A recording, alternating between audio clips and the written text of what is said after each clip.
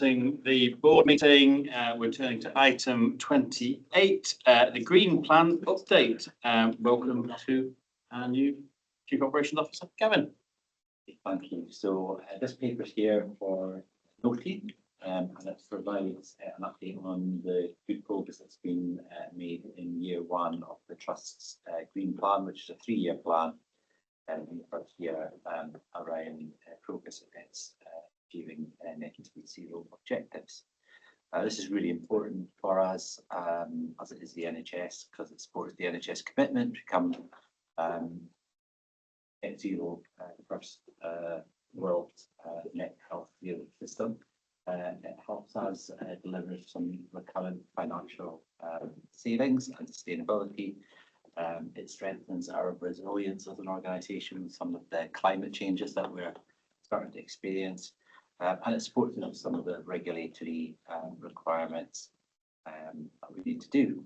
Some key achievements are set out in the paper there, so you can see we've got some solar power on some of our sites now.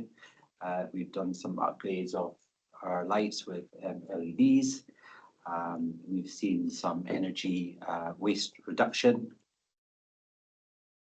We have deployed advanced energy saving monitoring, and we expanded our EV infrastructure and transitioned to electronic vehicles where we can, and removal of nitrous oxide infrastructure, which I think is specifically around theatres, would that be right? And sustainable catering and procurement. So they're set out clearly in the paper. There are 3 risks highlighted there, which clearly we're mitigating. So I guess the next steps for the next 12 months will be to develop our bus travel and transport policy, which we're aiming to do by the end of this year. Progress climate adoption and resilience planning.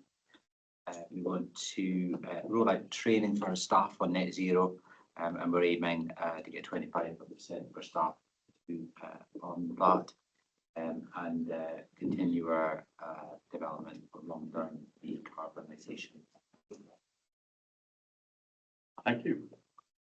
This is a report for noting, but any questions for Gavin on the report? We might only one, Gavin, and I recognise you 3 days in, but the XWatt energy management system that's in its learning phase, are we expecting great things from that in relation to savings over the way that we use energy at the moment? Sure, maybe my colleagues can answer that, but we can certainly. I'll take it away and I can. Thank you. Thank you. Sarah. Thank you. Absolutely not expecting an answer on this now, but really helpful to have the view update. I'm just putting my appointed NED hat on just right now, so I'm the appointed non-exec for Lancaster University, which also has a green plan, a sustainability plan, etc. And partner organisations across Morecambe Bay had been working together as part of Bay Anchor Collaborative on a series of streams of work, one of which was sustainability and environment. And there's quite a lot of expertise and knowledge and experience of implementing sustainability initiatives, whether that's sustainable transport, changes to infrastructure in estates.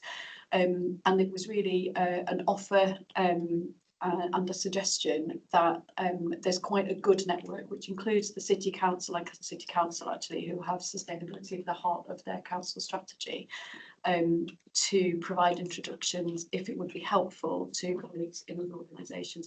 I'm sure Dave Sanderson is actually already networked into some of those, but I think particularly when we look at things like the travel and sustainability plan, opportunities to think about what should travel look like for all employers across the district or the region are really helpful conversations to have, and to note in that context as well that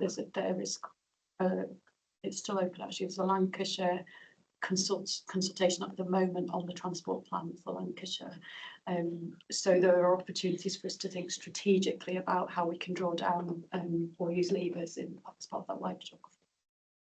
Welcome any links, so yeah, great, thank you. Thank you. Any other points or questions? Oh, sorry, Keith. Yeah, hi, thanks for the report. It's only an observation, really. We're stating that we've got solar installation being installed, but there's no mention of any battery storage. Does that need to be included? Probably yes. I think you're right. Okay. Thank you. Any other points? If not, thank you, and Gavin, for that report. We're now turn to item 29, board assurance framework. Paul. Thank you, Andrew. I'll take the report as read.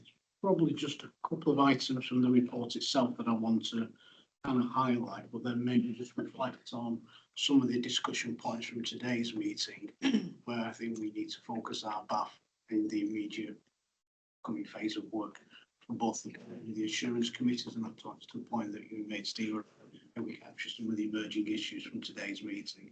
In terms of the report itself, it's been through the assurance committees, and what you see there is really a summary of kind of major areas of focus, together with an assessment of our current scores. I won't go through there. Aaron and I had a helpful discussion post the committee about reframing the work of the committee and the data and how that is triangulated through the work of the committee. And I'll say a little bit more about the IPR to expand on the discussion that we had before, Andrew, before I conclude this item. And the other area of focus as well is around digital, and there was a live conversation around kind of digital governance strategy. So we need to make sure that that's picked up in the next phase as well. Turning to today's agenda, I think there's a number of things that are referenced in here, but are very much live discussions, and therefore I would seek the board's support for two things. One, accept the reporting tool and the report as submitted. But I also think now that we've got a little bit more certainty around NOF rates, system oversight framework ratings, the requirement for a single improvement plan, that needs to be captured as part of our board assurance framework, how that will be developed, timelines, and how we will have oversight of that. So I certainly want to include that. We've had the report in relation to national maternity and neonatal investigation. Again, there's a number of actions in there in terms of the sprint in response to that. Again, I think that needs to be captured in the board assurance framework, together with timelines, leads, and outputs. The other areas that I've got are the partnership discussion from this morning. I think the narrative doesn't reflect the strength of feeling. And again, I think there were some very clear mandates from this morning, which we would want to reflect in our board assurance framework, which we would then wish to take forward through the discussions that will be taking place regarding the PCB JC and one LSC. Financial delivery, again, just to reiterate the comments I made previously, Steve, we'll work with Leslie as we've understood the level of risk from the work that's been undertaken with PwC. And the session tomorrow, if we feel that there is still an escalation, we will then work with Amin and with Tony around how we escalate that. And obviously we'll include the wider executive team in that as well. So I think there are a number of areas there. As I said before, having captured those, discussed with the relevant SROs, we'll have those timelines and deliverables identified. We'll map that to our governance structure.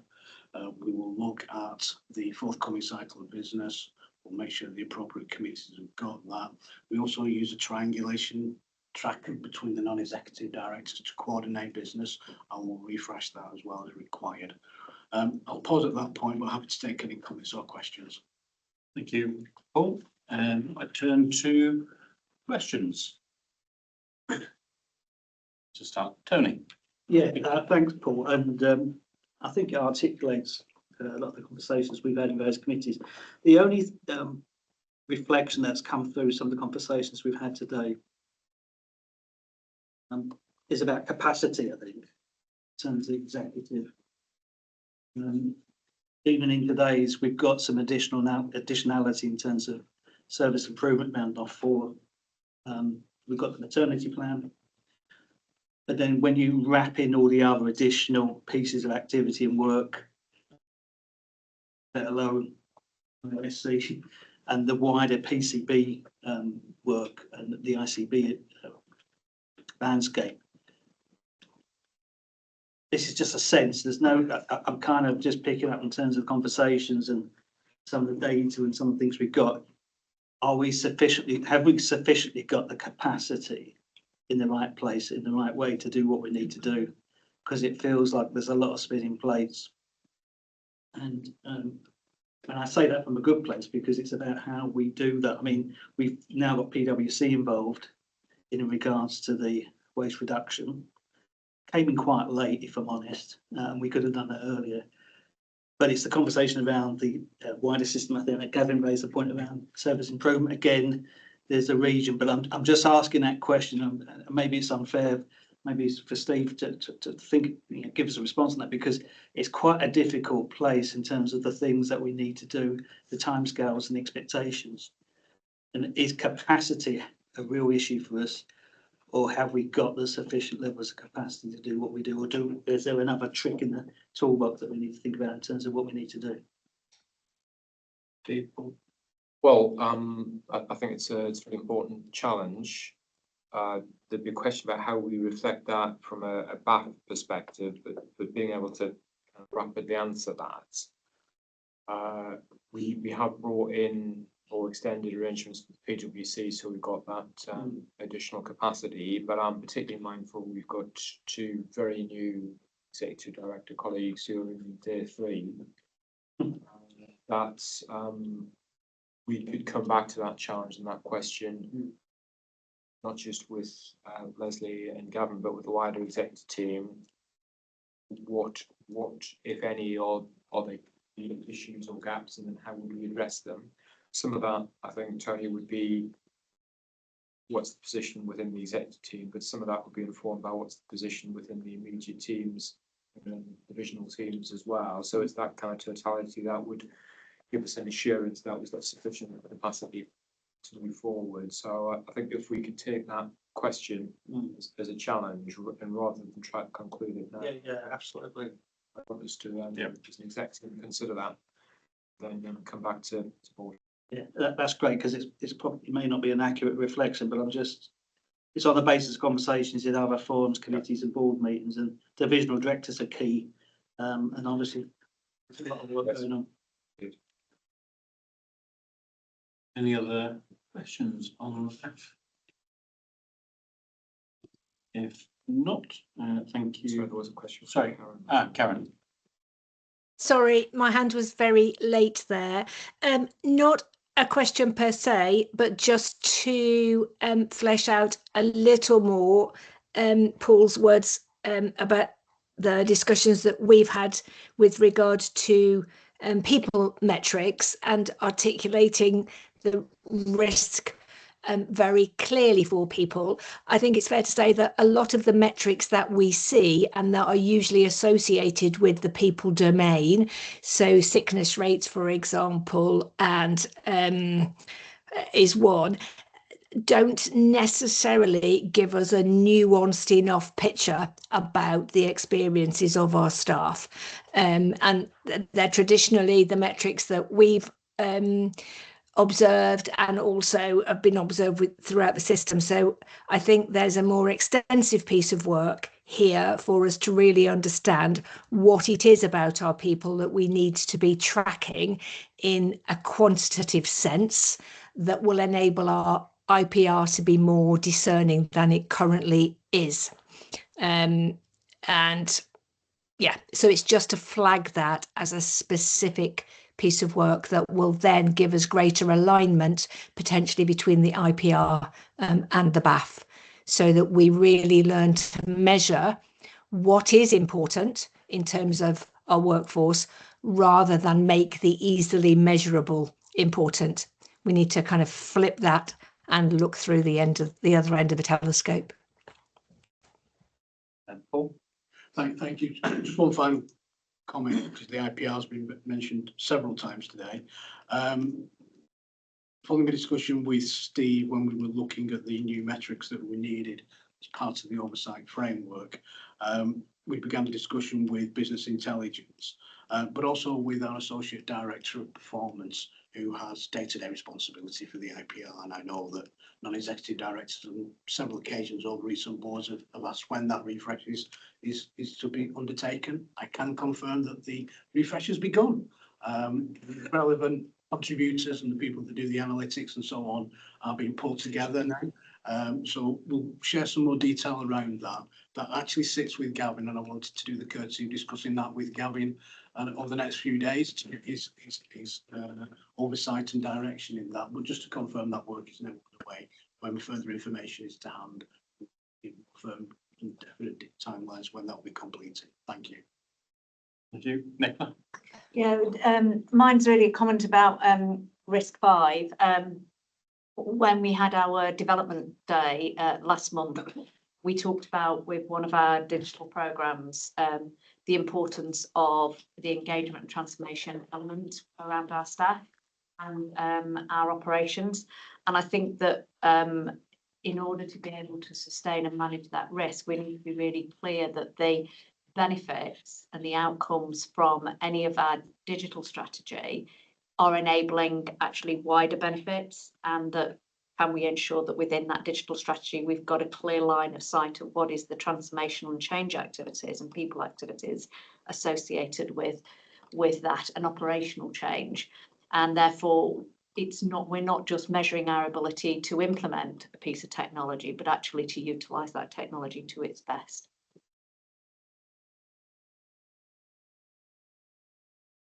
Any further comments? If not, we will move on to item 30, freedom to speak up annual report. Lynn. Yeah, and so the report is for noting. I've just got viewpoints really. So this report has been to both Quality Committee and People Committee. We've agreed in the future that it will be presented at People Committee, but with exceptions from a quality and safety point of view coming through to the Quality Committee, and particularly around triangulation between people and quality and safety. So on the report, I know there's been some concerns raised about the mention of the service being at risk. So I've looked at 2 elements of the service, which are highlighted in the paper. So reduced capacity. We've had significant sickness in the Freedom to Speak Up team over the last 12 months. Both of those individuals are back at work now, but one has just gone on secondment a year. So we have one full-time Freedom to Speak Up guardian. We have decided to backfill with some admin and clerical temporary support at Band 4, because one of the key issues in the Freedom to Speak Up team is the backlog and the maintenance of reports and making sure that cases are completed. But we have got a significant backlog. There is better oversight now from Alex Spirits, our Chief HP. The second risk is around the closure of the National Guardian Office. So there was a national call for execs. Really, it's been a process over a period of time to change that accountability and responsibility to provider trust. And so we've been working towards that for a while. So I'm comfortable that we can do that at trust level. We've already got processes in place from an oversight. The only outstanding things would be for training for new Freedom to Speak Up guardians and for general Freedom to Speak Up training, which will be through the Learning for Health portal. And then support for the Freedom to Speak Up guardians themselves continue through an action learning set type of approach, community practice. I think one of the things that I think needs better oversight is the reporting of detriments. So we have both Nicola and I have had a report about detriments. It's over a period of time, but some anxiety about not knowing what has happened with those. I think the ask of the execs is probably overstepping the role of the exec sponsors for Freedom to Speak Up, so we're looking at all of that. So from a day-to-day point of view, I think we're safe and can provide a good service, but there are some process issues that need to be addressed. And that's all I want to say, unless anyone's got any questions. Thank you. Mike, just one question, maybe for Rebecca and Alvin. So we've had two Freedom to Speak Up guardians that have been off, reducing my term, long-term sick. One's come back and immediately gone on secondment, which then weakens the service by half. Do we have any processes in place to perhaps question that being able to happen? Because I've come across it elsewhere in maternity where somebody's come back and then gone on secondment, and that has put pressure on the staff that are remaining. So do we have any processes in place, or is that just a right that people exercise and just the way that it goes? Yeah, and I think that there's a particular nuance to this secondment, so it's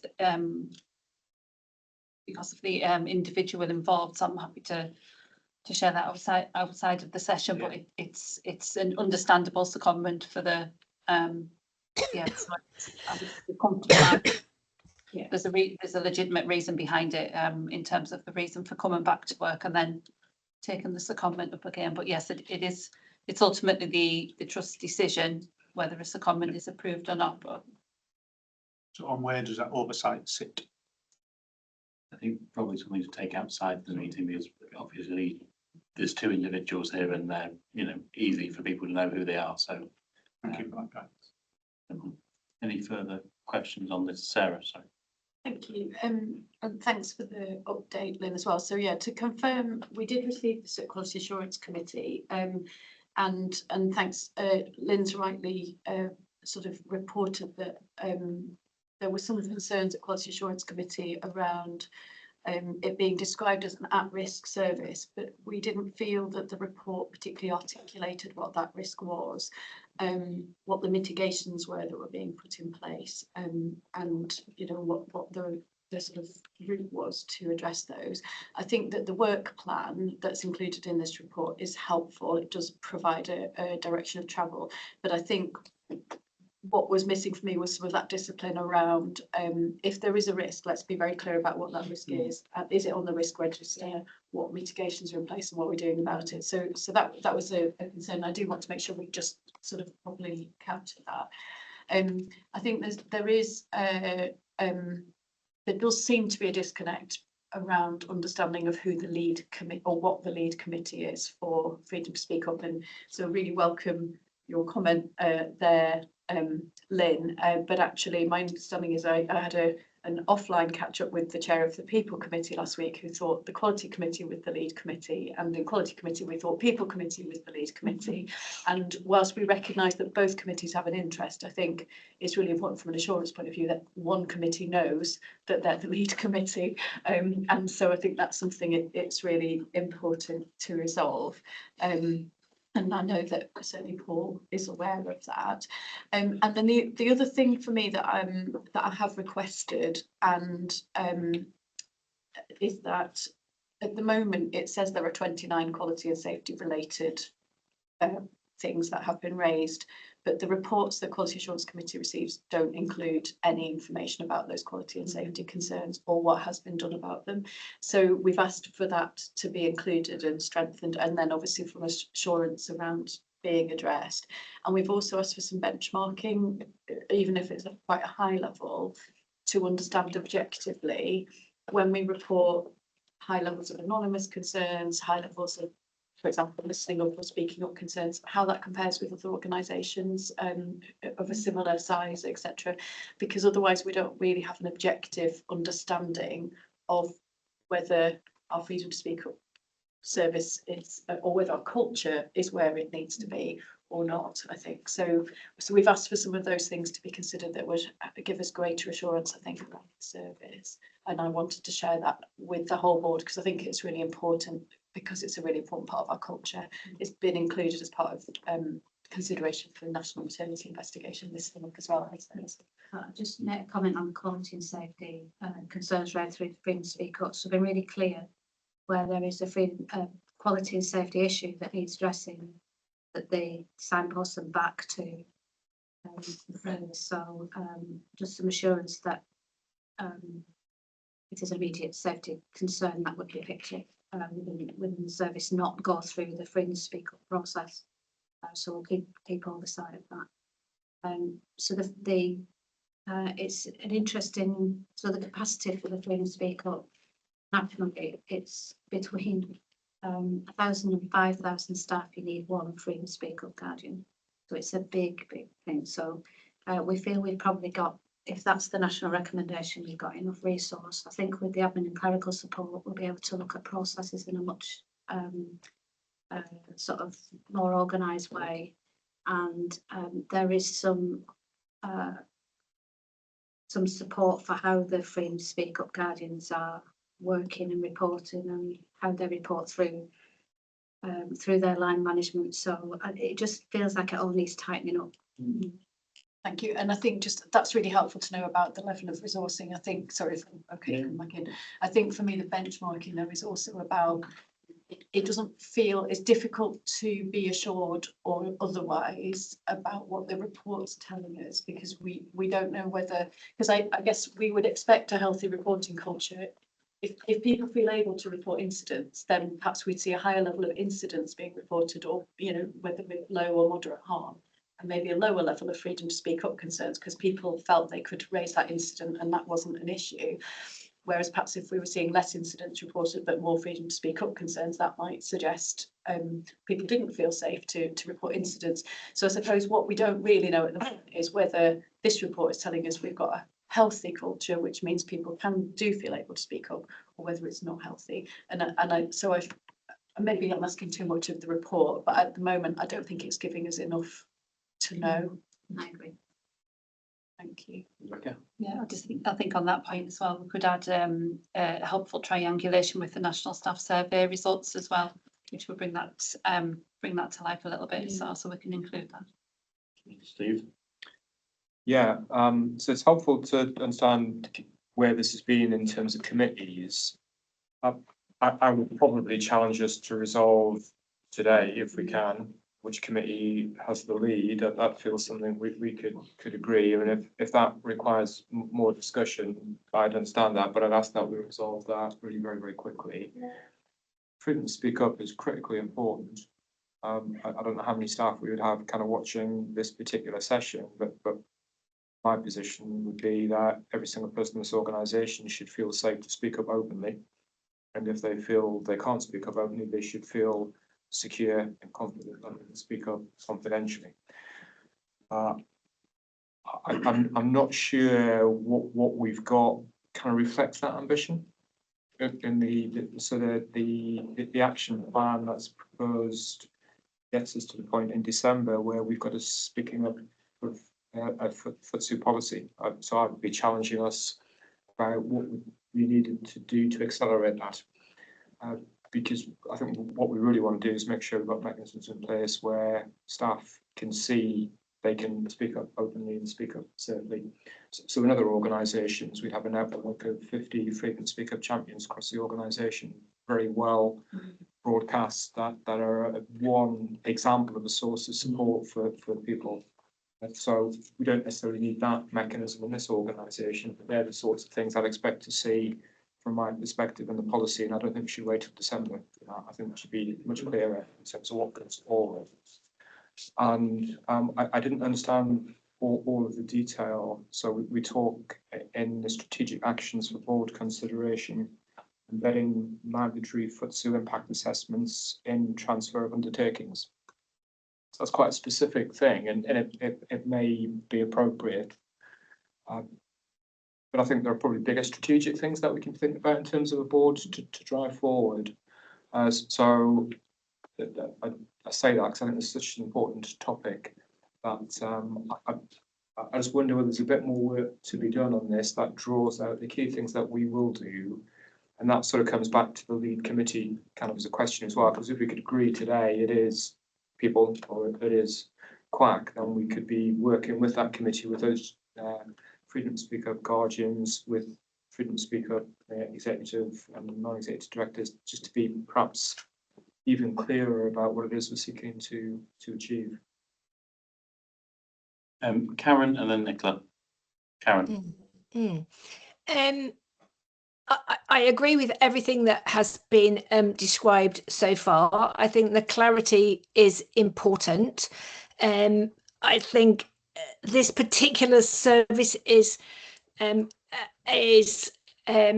particularly positioned in that we do have concerns raised about quality and safety, but also we have significant concerns raised by staff about their own experiences.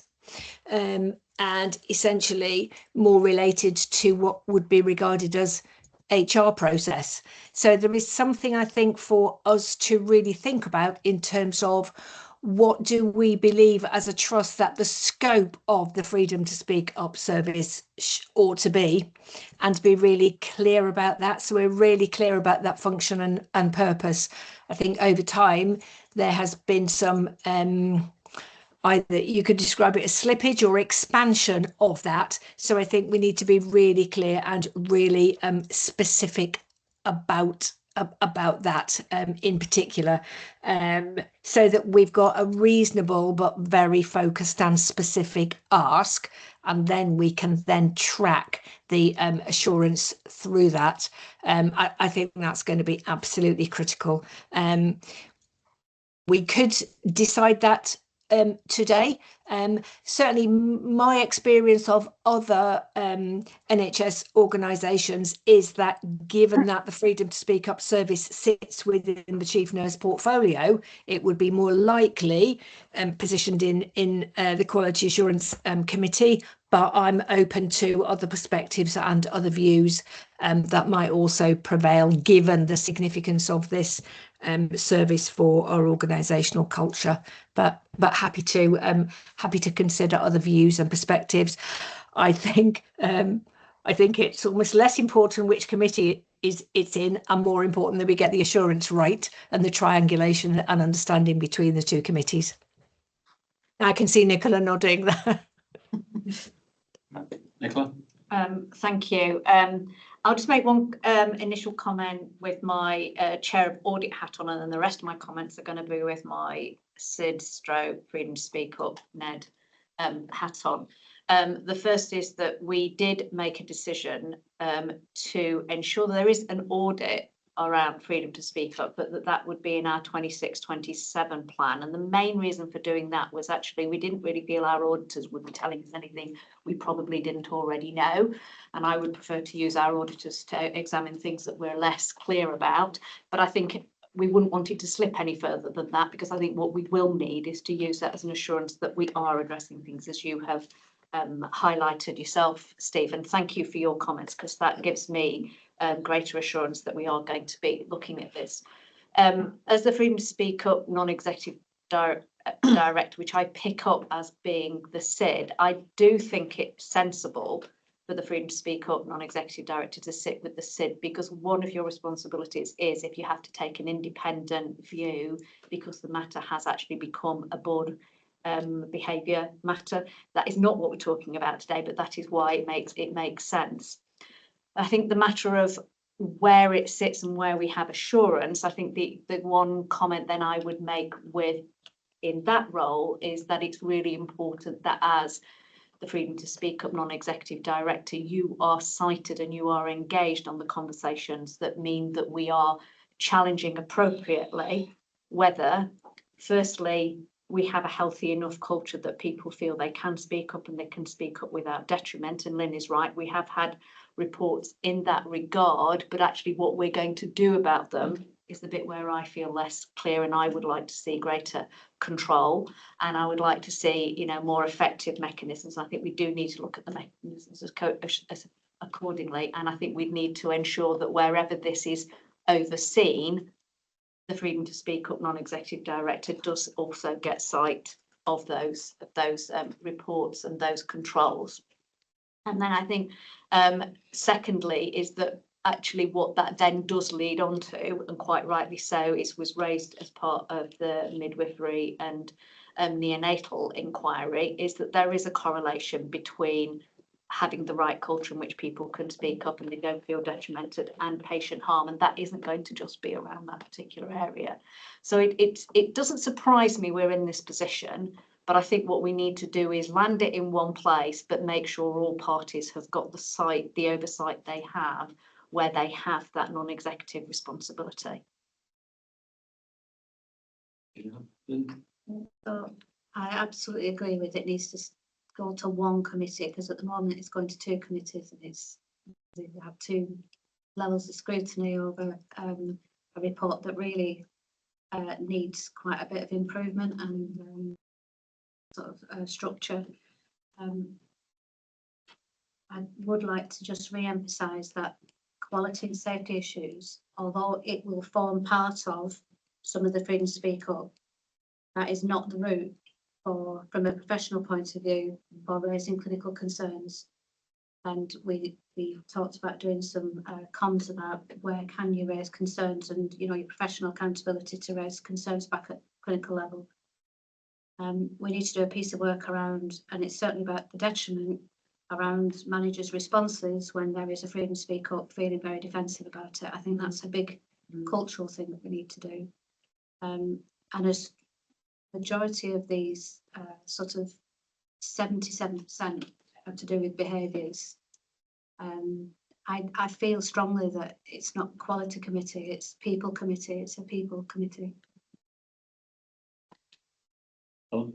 Yeah, I would echo that. I mean, good medical practice requires our medics and dentists to speak up on quality, and that would be through our reporting systems.